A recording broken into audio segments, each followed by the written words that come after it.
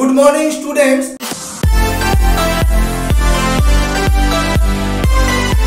रिक्वेस्टे question टैगের উপর ক্লাসটি নিয়ে আসলাম।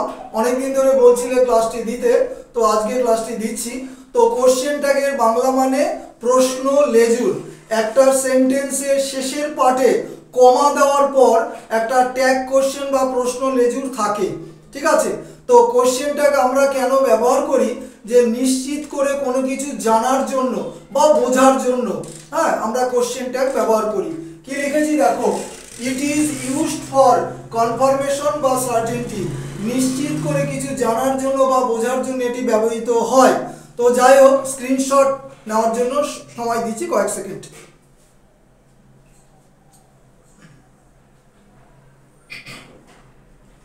চলো ক্লাসটা শুরু করি। তো কি বলেছে দেখো, it is used for confirmation বা সার্টেনটি, নিশ্চিত করে কিছু জানার জন্য বা বোঝার জন্য এটি ব্যবহার করা হয়। কোশ্চেন ট্যাগ যদি তুমি তৈরি করতে চাও, তোমার সবার প্রথমে যেটা জানতে হবে যে হেল্পিং ভার্ব এবং প্রোনাউন।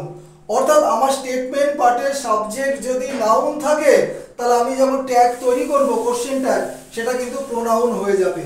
তো স্টেটমেন্ট পার্টে আমার সাবজেক্ট যদি নাউন হয়, কোনো পুরুষ বোঝায়, তাহলে আমার ওখানে প্রোনাউন হি হবে। তো স্টেটমেন্ট পার্টে যদি আমার সাবজেক্ট কোনো মহিলা বা মেয়ে বোঝায়, তাহলে আমার কোশ্চেনটাকে কিন্তু ওটা প্রোনাউন শি হয়ে যাবে। আর ডাইরেক্ট হি বা শি থাকলে তো কোনো কথাই নেই। তাহলে মনে রাখবে, ট্যাগ কোশ্চেন তৈরি করতে গেলে আগে হেল্পিং ভার্ব জানতে হবে এবং প্রোনাউন জানতে হবে। ট্যাগ কোশ্চেনে নাউনের কোনো ভূমিকা নাই এবং দুটো রুলস লিখেছি দেখো। স্টেটমেন্ট পার্ট বি ভার্ব হলে কোশ্চেন ট্যাগ পার্টের ভার্বও কিন্তু বি ভার্ব হবে, কারণ বি ভার্ব মূল ভার্ব হিসাবে ব্যবহার করা হয়। I am a student, you are a student, এগুলো কিন্তু বি ভার্বটাই মূল ভার্ব। তাহলে তখন আর হেল্পিং এর প্রয়োজন হয় না, কারণ ওটাই মূল ভার্ব, ওটা দিয়েই তোমাকে করতে হবে কোশ্চেন ট্যাগ। তাহলে স্টেটমেন্ট পার্ট যদি অ্যামিজার দিয়ে থাকে, কোশ্চেন ট্যাগের পার্টের ভার্বও অ্যামিজার হবে। সেটা প্রোনাউনটা বুঝে করবে, ইজ হবে না, আর হবে না, এম হবে।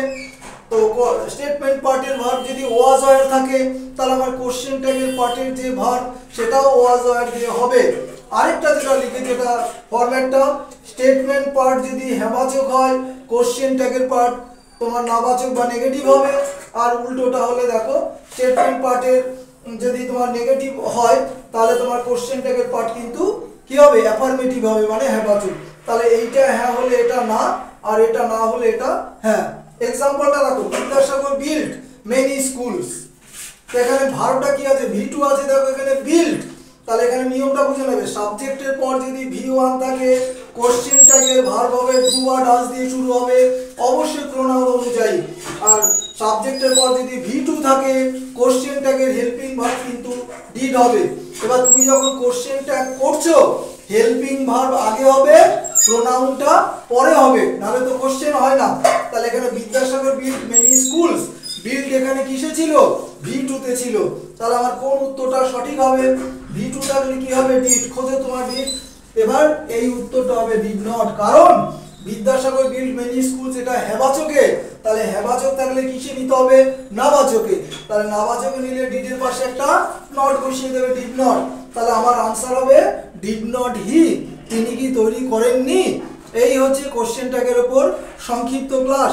পরবর্তী ক্লাসে কোশ্চেন ট্যাগে যা যা রুলস হয় আরেকটা ভিডিওতে আমি তোমাদেরকে দেব। তো আশা করি পুরো ক্লাসটাই তোমরা দেখো। সম্ভবত এটা 164 নম্বর ক্লাস। তো প্রত্যেককে রিকোয়েস্ট করব যে সাবস্ক্রাইব বা লাইকস অবশ্যই আমি আশা করতে পারি। ক্লাস শেষ করলাম। Have a good day.